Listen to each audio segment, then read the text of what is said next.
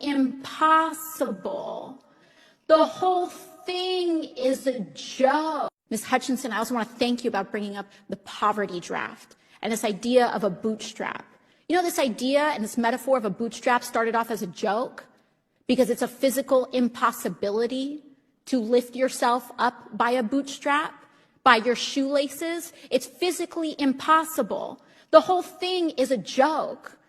My name is Rob Smith. I'm a U.S. Army veteran and a proud Black conservative. I grew up in the working class community of Akron, Ohio, and was raised by a single mother who was, yes, on government assistance for a small point in time when I was very young after my mother and father divorced. Although we didn't have much money or access to a whole lot of resources, she worked very hard to provide for her children. Like many who grew up in Akron, Ohio, I attended some of the lowest performing and underfunded schools in the neighborhood. Disaffected teachers would routinely come to class unprepared, and my counselors had little idea of what to do with a student who quite obviously didn't have an athletic scholarship ready and available for him upon graduation. What we did have in our poor working class neighborhood, however, was a strong sense of community and an undying belief in self. The figureheads, parents, and activists of my day always spoke positively of a brighter future, one where they'd have successfully passed on the torch of leadership in hope of opportunity to us so that we could pave the way for additional successes, just like our forefathers and mothers had done for us. That undying belief in the ability for us as human beings, each of us all endowed with great gifts, to continuously improve and better our circumstances in the world around us, is what drove me to better myself and to serve my country. I graduated from high school near the top of my class and decided to serve my country as an infantryman in the United States Army, including a deployment to both Kuwait and Iraq.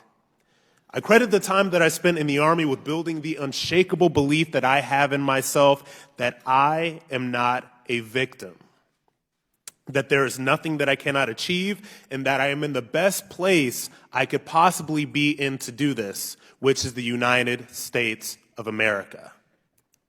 I joined the military because I love my country and because it offered a working class kid like me the opportunity to see the world far beyond the confines of Akron, Ohio. It offered me the American dream. Today, I'm a political analyst who has provided commentary on several major news networks, including CNN and Fox News. I have met the last two presidents of the United States. I have met ambassadors, congressmen and women, and senators. I advocate for veterans' rights. I protested for the repeal of the Don't Ask, Don't Tell law that barred service for military members who are openly lesbian, gay, or bisexual. I am the first person in the history of my family to receive my bachelor's degree from Syracuse University and also my master's degree from Columbia University. I'm now a contributor to several reputable online resources and will publish my memoir in May. I am living a life far beyond what my high school education and upbringing would have suggested, and I wouldn't have been able to accomplish any of these things had my mentality and beliefs about self been any different. If I had succumbed to the soft bigotry of low expectations, or to any of the rhetoric from elected officials who wish to substitute the role that strong individuals and communities play in supporting each other with that of an all-powerful, unaccountable, and bloated government, where would I be today? Granted, it wasn't until I started to reject the messages that seek to take control and responsibility out of the hands of the individual and put that into the government that I saw my greatest personal and career successes. Just a few decades ago, such an existence would have been infeasible in the communities where I come from. No one wants their lives dictated by the government. It is the exact antithesis of the values that have and continue to make our country great. Yes, I have family members who remain on government assistance. I have seen firsthand how the government can easily take on the role of father in the household and the destruction and dysfunction that that can cause.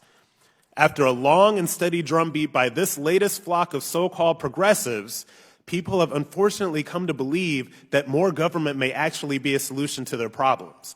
A casual glance at the economy under President Trump suggests otherwise. Since his first days in office, the president has worked to unlock the economy by removing regulatory burdens from small business owners and entrepreneurs so that they can continue to innovate in the diverse communities where they live, work, and play. I have seen Black small business owners that I myself patronize thrive in this economy. Objectively, we can see the results. We can see poverty on the decline, the Black unemployment rate at the lowest it's been in recorded history, and the stock market has experienced an unprecedented rally that's undoubtedly been good for the retirements of working-class American families. The proof is right in front of us for all to see. Even those who advocate for socialism continue to reap the benefits of the greatest economy this generation has seen. Thank you, Mr. Smith. Thank you.